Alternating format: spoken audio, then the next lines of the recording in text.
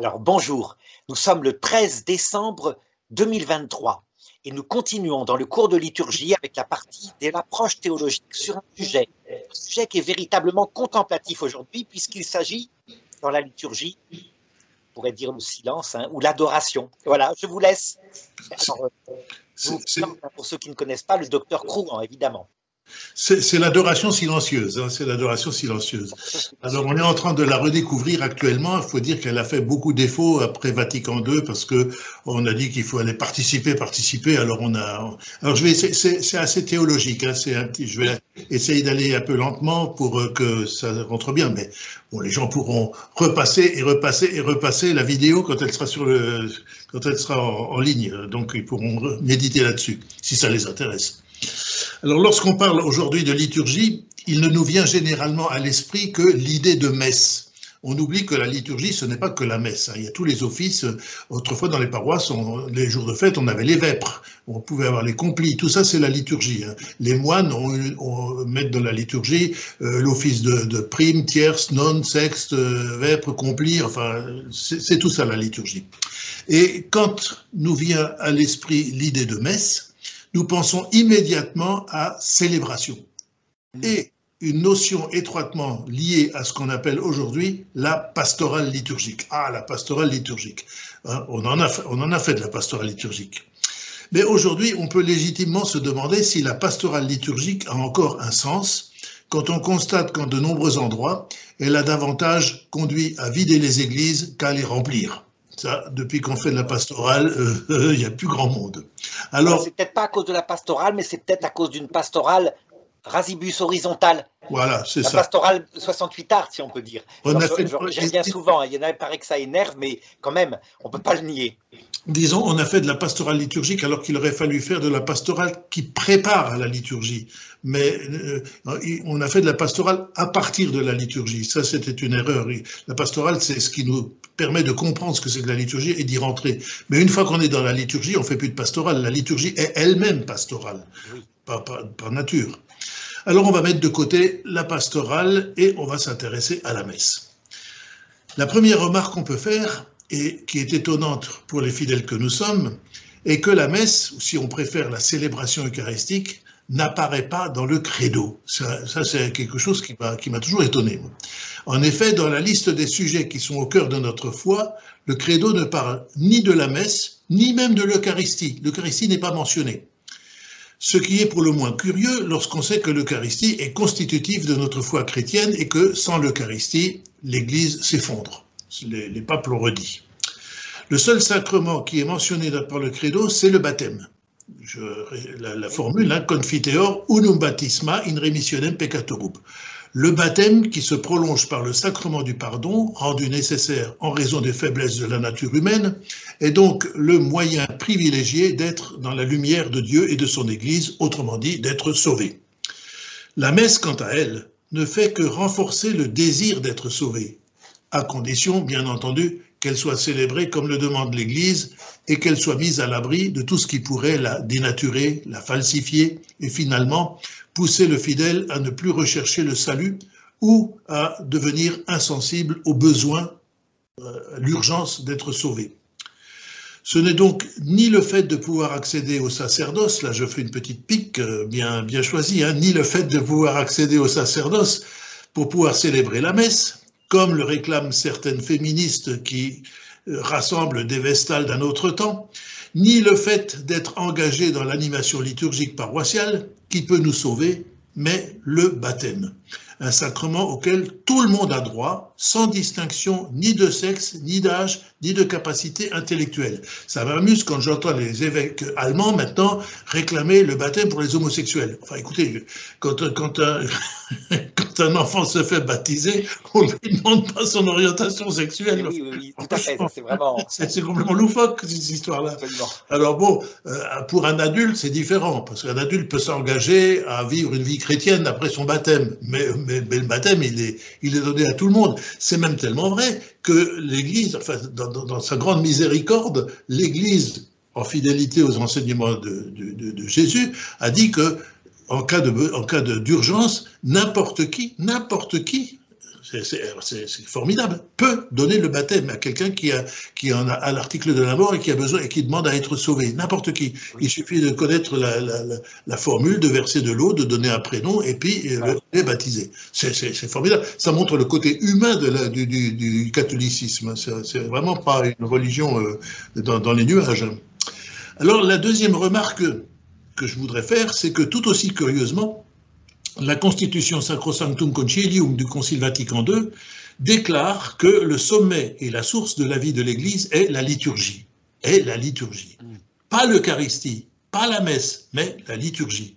C'est-à-dire l'ensemble des actions et des paroles que l'Église a déterminées et organisées pour que soient signifiées et communiquées les grâces que Dieu nous donne. Ces deux premières considérations en appellent une troisième qui porte directement, cette fois-ci, sur la notion de célébration. Depuis Vatican II, on a surtout mis l'accent sur une pastorale dite liturgique qui a conduit à penser qu'une authentique et fructueuse célébration ne pouvait découler que du faire. Je fais, il faut faire. La pastorale liturgique a donc poussé les fidèles à faire quelque chose au cours des messes. Souvent n'importe quoi, mais essentiellement chanter. L'essentiel était de chanter du début à la fin de l'action liturgique. Ce qui est une erreur, j'ouvre une parenthèse, parce que dans le répertoire liturgique, le répertoire musical liturgique, il y a des chants qui sont faits pour les fidèles, il y a des chants qui sont faits pour le prêtre, et il y a des chants qui sont faits pour la chorale. Mais tout le monde ne chante pas tout. Voilà, il y a des répertoires différents. Ça, il faudrait aussi y songer.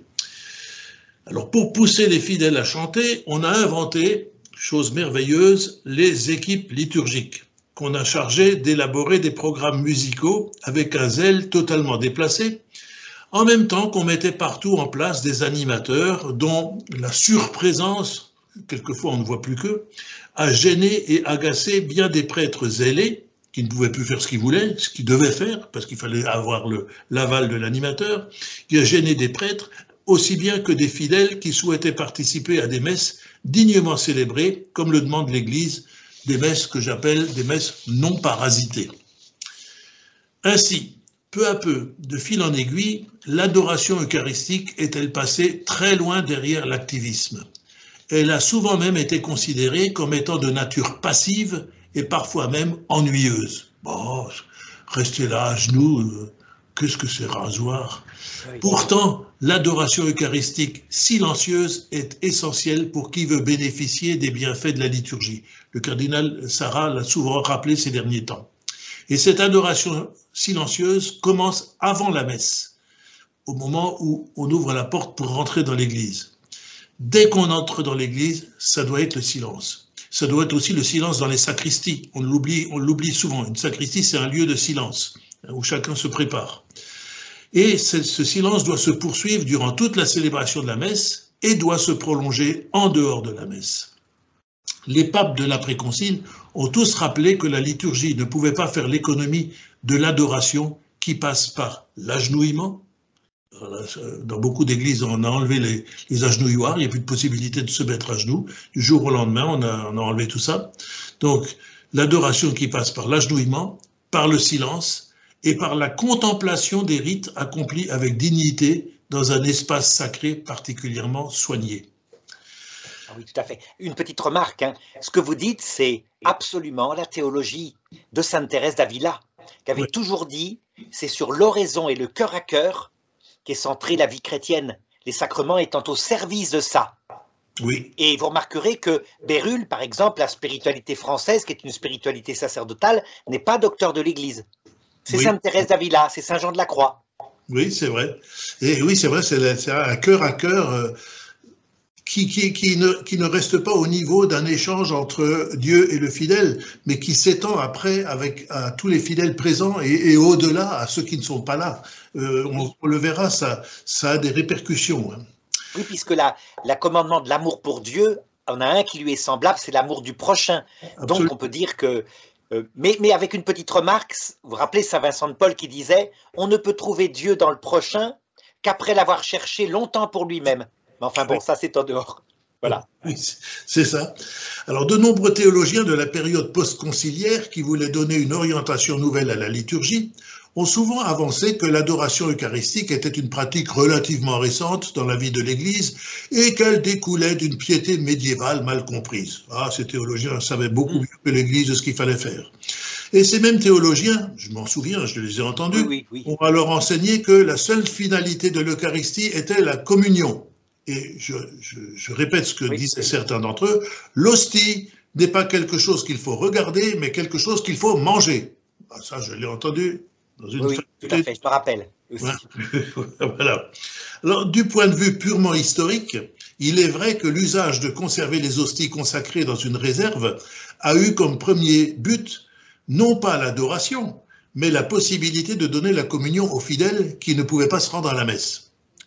Pour autant, peut-on affirmer que cette finalité première de la réserve du Saint-Sacrement était opposée à la pratique de l'adoration eucharistique?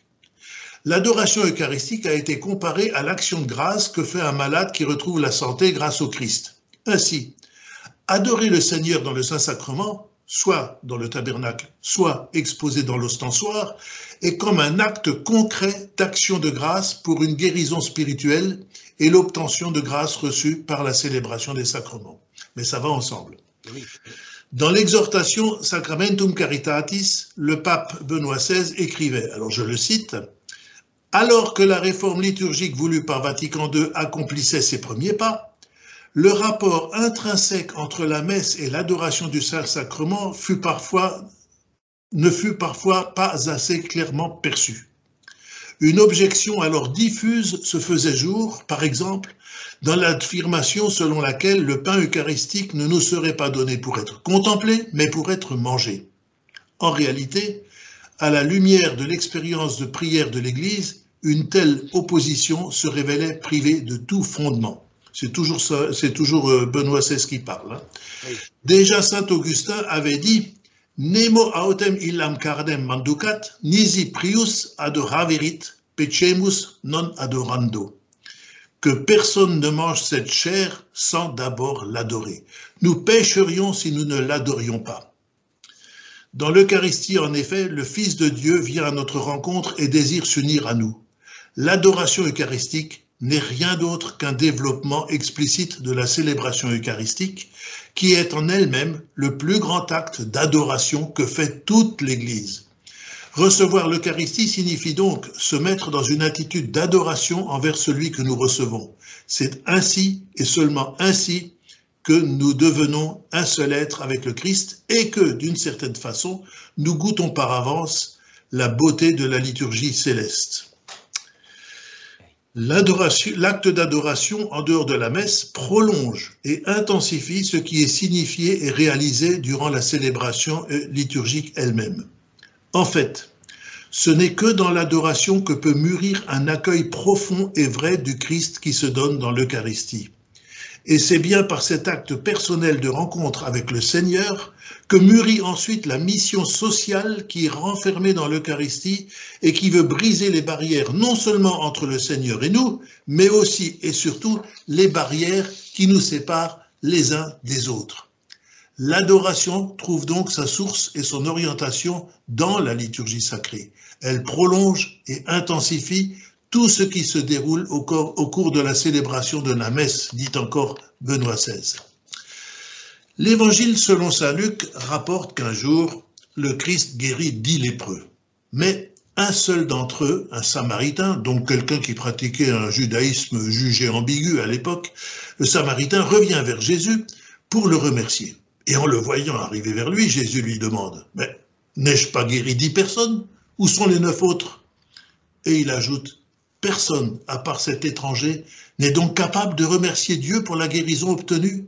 Et Jésus dit alors au Samaritain « Lève-toi, va ton chemin, ta foi t'a sauvé. » Eh bien, l'adoration eucharistique est comparable à cette gratitude exprimée par le Samaritain guéri de la lèpre. Il revient vers Jésus. Si l'adoration eucharistique telle que nous la connaissons sous sa forme actuelle ne s'est développée qu'au cours des XIe et XIIe siècles, l'adoration et l'action de grâce ont commencé avec la reconnaissance de Jésus lors de son ministère public. « Père, je te rends grâce », dit Jésus lui-même, c'est en Saint Jean chapitre 11. De la même façon, il ne nous est pas possible d'aimer le Christ sans d'abord l'adorer. Dans la période qui a suivi Vatican II, l'enseignement du magistère a toujours posé les bases d'une promotion de l'adoration eucharistique conçue comme une pratique normative pour l'Église latine. Pratique normative. Les protestants n'adorent pas, ne connaissent pas l'adoration eucharistique. C'est l'Église catholique latine, c'est normatif. Et dans son encyclique Mysterium Fidei, saint Paul VI écrit qu'au cours de la journée, les fidèles ne négligent point de rendre visite au Saint-Sacrement qui doit être conservé en un endroit très digne des églises, avec le plus d'honneur possible selon les lois liturgiques, car la visite est une marque de gratitude, un geste d'amour et un devoir de reconnaissance envers le Christ notre Seigneur présent en ce lieu.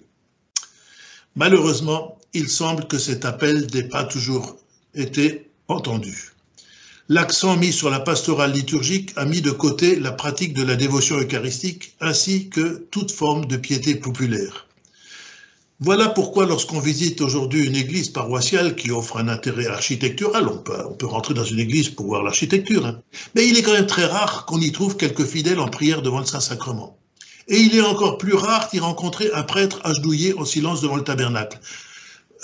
À part une ou deux paroisses, je me souviens plus d'avoir vu un prêtre un dimanche après-midi devant le Saint-Sacrement. Je ne me souviens plus. Le pape Saint Paul VI a pourtant averti. Séparer la liturgie de la dévotion eucharistique constitue un péril spirituel au sein de l'Église. Autrement dit, un prêtre, ça c'est très important, un prêtre qui ne consacre pas un certain temps à l'adoration ne peut pas comprendre et célébrer correctement la liturgie eucharistique. L'adoration, c'est la base. Et oui, d'ailleurs on le voit bien, hein, la ruine, même chez les enfants, de la piété, de l'adoration eucharistique venait du fait qu'on ne les préparait pas en leur disant « c'est ton Dieu, c'est le Seigneur, ce n'est pas du pain, c'est la présence réelle, absolue », ce qui impliquait des gestes de respect et l'adoration. Forcément, qui était la première conséquence. Absolument. Et un prêtre qui ne prend pas du temps pour aller dans son église paroissiale et puis se mettre à genoux, 5 minutes, 10 minutes, mais au moins faire acte de présence, eh bien, il finit par célébrer la messe. Alors c'est la messe du matin, à 8h du matin, les cloches sonnent, il arrive 5 minutes à la sacristie, il remet vite sa chasuble, dans le meilleur des cas, et puis dès que c'est fini, le sacristain range tout, et puis lui, il repart, quoi. Fini, c'est terminé, il a fait son boulot de la journée, hein, voilà, c'est terminé. Après, il va faire de la paperasse, et puis faire des rapports que personne ne lira. Et donc tout s'écroule, puisque le cœur battant de la vie de l'Église disparaît avec l'adoration eucharistique. Tout à fait. Je rappelle qu'il y a des gens qui ont été convertis rien qu'en voyant l'hostie dans l'ostensoir. Hein, comment il s'appelle, André Frossard. Ah, oui. Raconte qu'il attendait son copain qui était à Paris, qui devait. Puis son copain était rentré quelque part, puis André Frossard ne savait pas quoi faire. Il rentre, ne sachant pas qu'il est dans une église. Et puis il ne savait même pas ce qu'il a vu d'ailleurs. Il a vu au fond, sur l'autel, une espèce de soleil avec des bougies qui brûlaient. Et puis il a dit, ça y est, pour moi c'était évident, Dieu existe. Je l'ai rencontré. Voilà ce qu'il a dit. Rien qu'en voyant ça. C'est très important. Alors dans son encyclique Ecclesia de Eucharistia Vivit, Saint Jean-Paul II avait noté que d'une part, l'adoration eucharistique est une pratique quotidienne importante et une source inépuisable de sainteté, mais que d'autre part, à cette lumière vive s'opposent les ombres qui obscurcissent l'Église partout où la pratique de l'adoration eucharistique est quasiment inexistante. De concert avec le pape Saint Paul VI, le pape Saint Jean-Paul II souligne également que les différentes formes de dévotion eucharistique sont des preuves de ce renouveau authentique que le Concile Vatican II s'est fixé comme objectif et dont elles sont le point central. C'est dans la lettre Dominique de Chéné. En plus des différentes formes de piété eucharistique déjà mentionnées, Saint Jean-Paul II soulignait l'importance de la solennité du corps et du sang du Christ qu'on appelle la fête Dieu, hein, qui est née en Belgique. Oui, Sainte Julienne. Voilà. Le pape insistait sur la nécessité de l'adoration eucharistique. Et je le cite, « L'Église et le monde ont un grand besoin du culte eucharistique. Jésus nous attend dans ce sacrement d'amour. Soyons généreux de notre temps pour aller à sa rencontre dans une adoration et une contemplation pleine de foi et prêt à réparer les grandes fautes et les crimes du monde. Notre adoration ne doit jamais cesser. Et dans ses enseignements, Joseph Ratzinger, Benoît XVI, défend l'unité indissociable entre la célébration de la liturgie, l'adoration eucharistique silencieuse et la mission sociale qui découle d'une authentique dévotion eucharistique.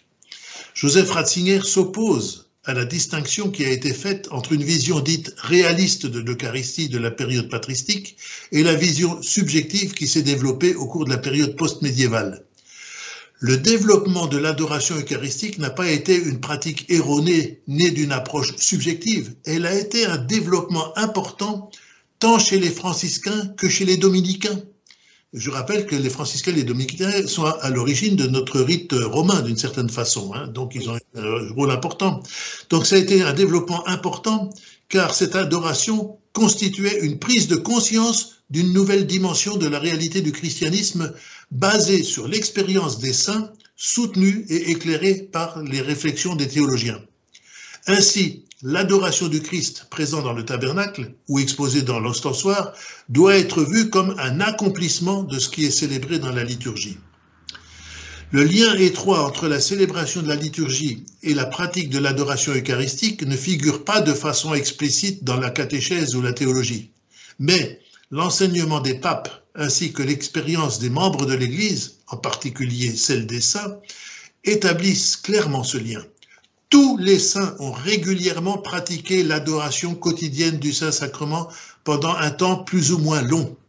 Et jamais l'adoration ne leur a paru être une activité passive.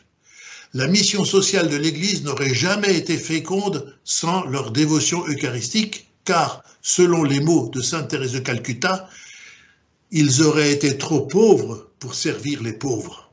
Oui. Sans l'adoration eucharistique. Tout à fait, et on voit bien, c'est logique, de l'amour du Christ, fondé pour le moment sur les sacrements, découle la charité envers les autres. Hein. Oui. Sainte Thérèse tient le même discours. C'est là qu'on a les saints, à la différence, par exemple, de certains prêtres sociaux qui ont complètement oublié le Christ à un moment donné, après mai 68, et qui donc se sont stérilisés. Ils ne pouvaient pas être en même temps dans les manifestations du Parti communiste et puis être devant le Saint-Sacrement. Il fallait faire un choix. Hein. Oui, tout à fait. Ben voilà, vous avez résumé en paroles beaucoup plus simples ce que j'osais dire en paroles ecclésiastiques et onctueuses. Chanter l'International, c'était quand même mieux que chanter le Tantum Ergo. Hein. Non, vraiment, on sort d'une crise qui est venue de ça, hein, de la sécularisation, y compris d'une partie du clergé. Oui, c'est vrai. Il y a des signes, il y a des signes qui ne trompent pas. Les choses sont en train de changer, doucement. Oui, absolument. J'ai vu le programme de la messe qui a été célébré pour la réunion des séminaristes de France. C'est un programme ultra classique avec même tout le Kyrie en grégorien, ce qui était formellement interdit il y a 30 ans. Hein. Oui, c'est étonnant. Donc ça bouge tout doucement, mais avec les nominations de la génération Jean-Paul II. Et puis, oui, ça c'est clair, ça c'est clair. Mais... Comme disait Monseigneur Léonard, hein, il avait toujours dit, le problème de l'Église en Occident va se régler biologiquement par le départ en retraite des évêques de cette génération, quoi. Des générations voilà, qui ont été ordonnés dans les années 60, disons. Oui, oui, ben ça va se régler, mais ça change tout doucement.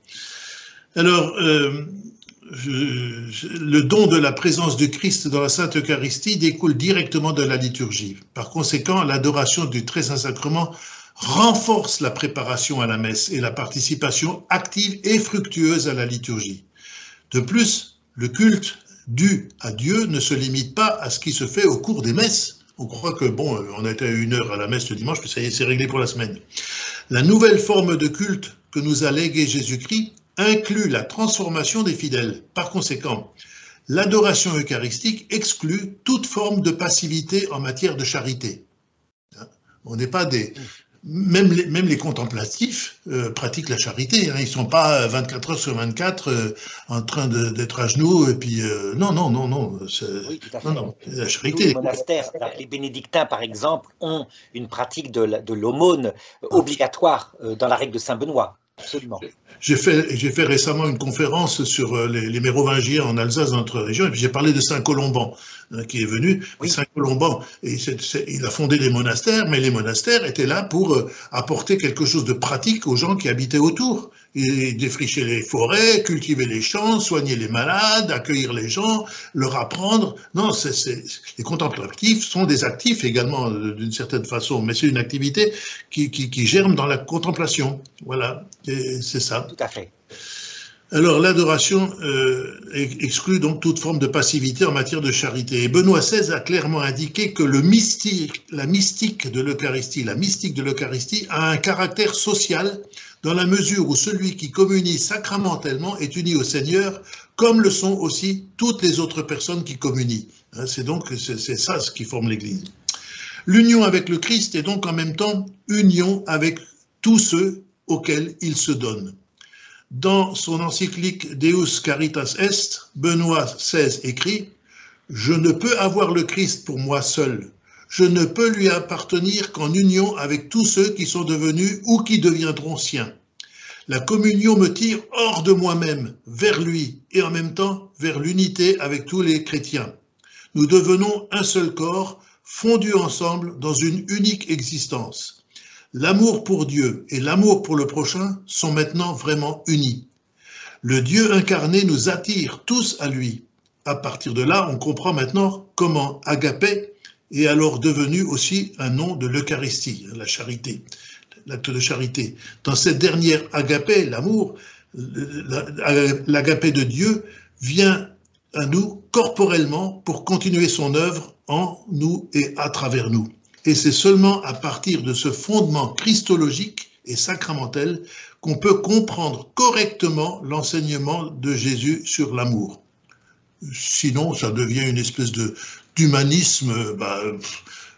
Les révolutionnaires qui ont tout fichu par terre étaient aussi des bons humanistes.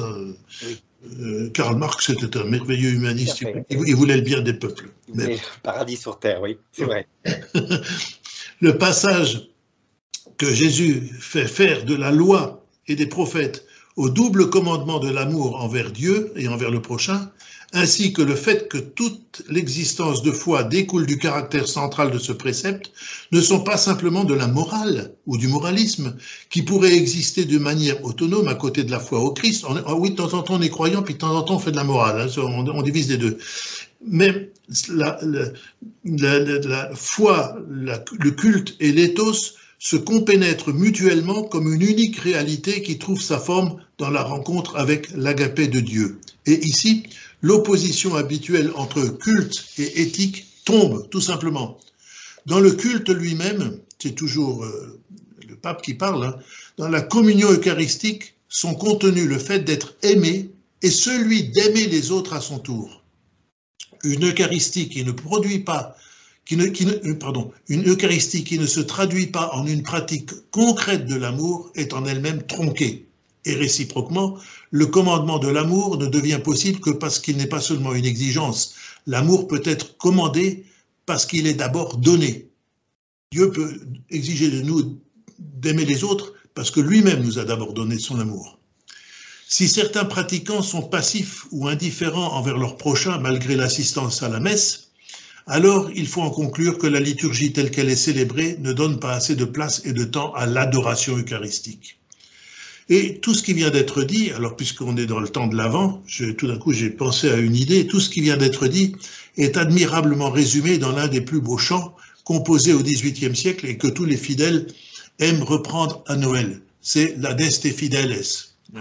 Adeste Fideles. Et le refrain répète cette invitation, venite adoremus, venite adoremus. Hein, venite, venite adoremus. Voilà, ça, c'est venez adorons. Alors j'ai eu la curiosité, je me suis dit, tiens, je connais la version française de l'Adeste Fideles. Eh bien, en français, l'adoration n'existe plus. Voilà. Le refrain, c'est « On lui vient reconnaître, on lui vient reconnaître, on lui vient reconnaître, on lui vient reconnaître ton Dieu, ton Sauveur ». Mais il n'y a pas, on ne vient pas adorer, on vient le reconnaître. J'ai regardé la traduction anglaise « Oh come, let us adore him ». Les Anglais ont l'adoration. J'ai regardé la traduction allemande « Oh lasset uns anbeten ». Anbeten, c'est adorer Dieu. L'adoration figure. J'ai regardé la version italienne. Venite, adoriamo il Signore, adorons. Et ces paroles qui insistent sur l'adoration du Dieu, roi des anges, qui se rend présent dans le silence de la crèche, comme il se rend présent aujourd'hui dans le silence de l'Eucharistie célébrée par la liturgie, sont aussi celles de l'invitatoire, donc le premier chant du début de la journée, qui ouvre le premier office du jour de Noël. On retrouve ça, Venite adoremus. C'est la première chose, il faut adorer. Et l'adoration ne se fait pas dans le bruit, c'est impossible qu'elle se fasse dans le bruit. Elle se fait dans le silence. Les églises doivent devenir des lieux de silence. Moi, j'ai toujours été agacé quand je rentrais dans une église célèbre, touristique, ou une cathédrale, et il y avait un fond sonore. Je dis non, l'église, c'est pas le fond sonore comme au supermarché. L'église, en dehors de la liturgie, doit être silencieuse. Voilà, on doit rien entendre et on doit respecter ce silence du lieu. Il n'y a que la liturgie qui peut interrompre ce silence et encore l'interrompre sans devenir fracassante ou un vacarme.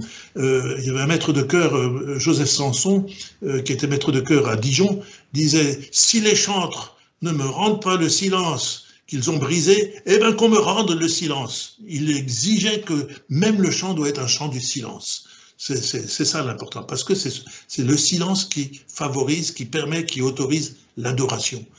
Sinon, ça ne va pas. Ça ne va pas. Ce qui est le plus beau, c'est dans certaines paroisses, je me souviens d'une petite paroisse rurale où après le Sanctus, tout le monde se mettait à genoux, et puis jusqu'au Pater Noster, on restait à genoux et on n'entendait plus rien. Sauf de temps en temps quand le banc grinçait un peu dans les petites églises, mais on sentait la densité du silence parce que les gens étaient en train d'adorer. Ils savaient que là, c'était un moment important. Oui. Et ça doit être retrouvé absolument. Voilà. Alors regardez, j'ai une petite chose qui va vous intéresser.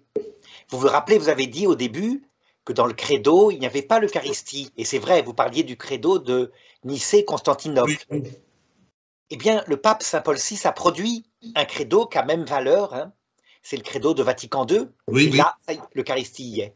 Oui, c'est ça. Il y est par 3 paragraphes, mais c'est un credo qui est gigantesque. Hein. Il fait 3 pages.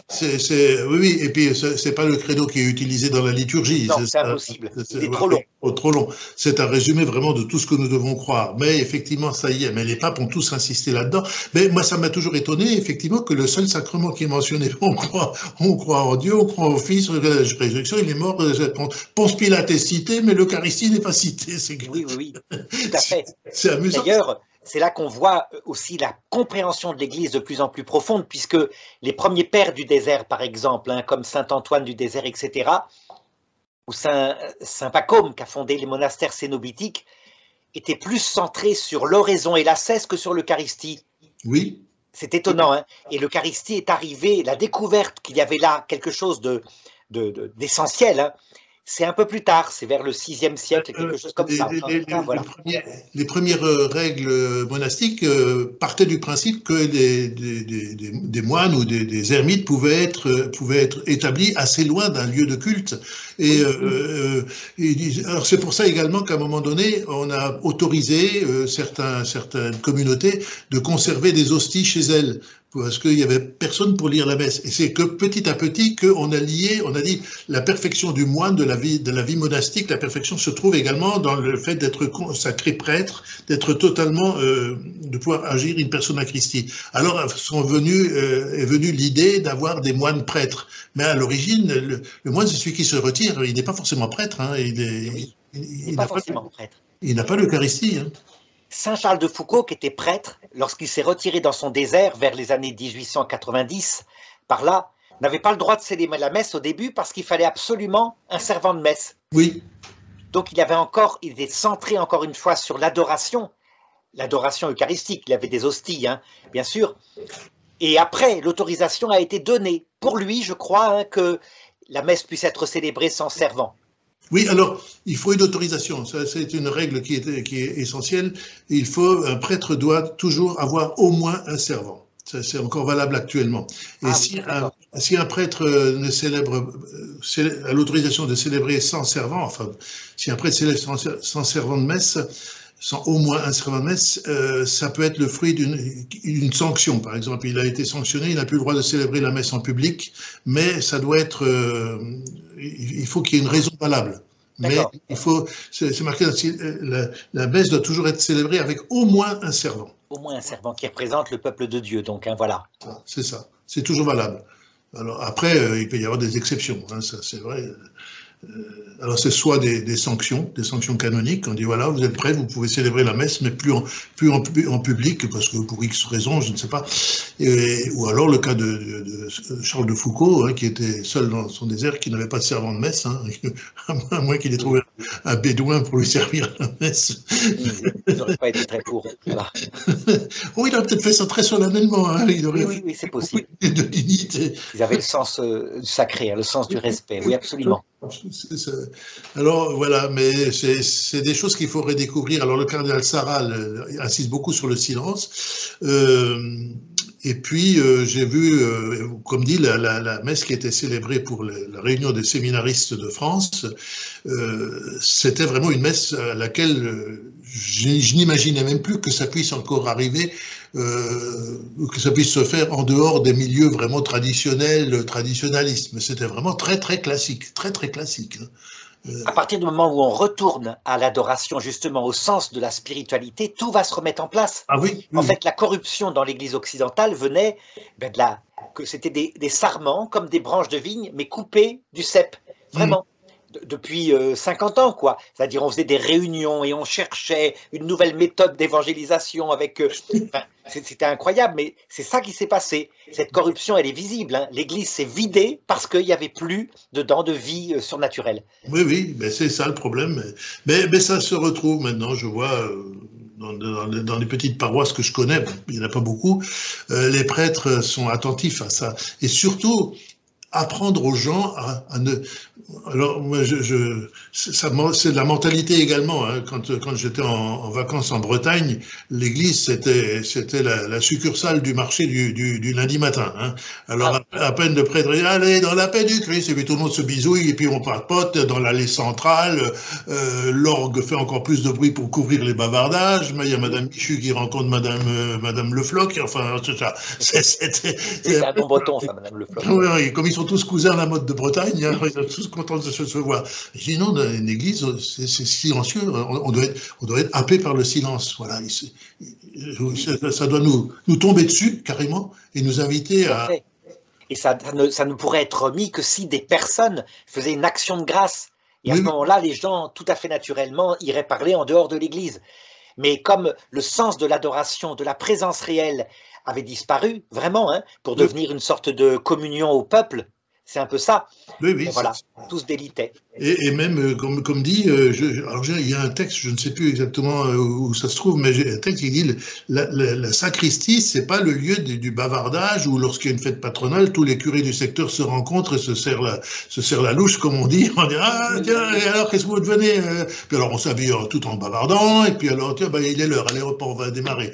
Hop, le sacristain donne un coup de cloche et puis on démarre. Non, dans la sacristie, on se prépare déjà, c'est le silence. Il y a quelqu'un qui est juste préposé pour voir si les vêtements sont bien mis, si le cordon est bien serré, si la chasuble est bien, si le prêtre ne s'est pas habillé de traviole, mais ça se fait en toute discrétion et en silence. Et les livres doivent être prêts. Ça aussi, ça m'agace quelquefois dans des églises, avant la messe, il y a quelqu'un qui se balade dans le chœur et puis qui tapote sur le micro pour voir si ça marche. Ah oui. On a toujours l'impression que c'est la première fois de leur vie qu'ils utilisent un micro, mais une fois que c'est réglé, c'est réglé. Ça précise, il n'y a qu'à appuyer sur un bouton et puis c'est tout. Oui, j'ai remarqué. Aussi, j'ai remarqué. C'est catastrophique, ça. Oui. En tout cas, je crois que cette leçon-là est l'une des plus essentielles puisqu'elle retourne théologiquement à la base, hein, qui donne le sens à tout ce qu'on a vu sur l'histoire de la liturgie, etc. Oui, voilà. Alors, voilà. Donc, très bien. Merci. Voilà. Merci une fois de plus.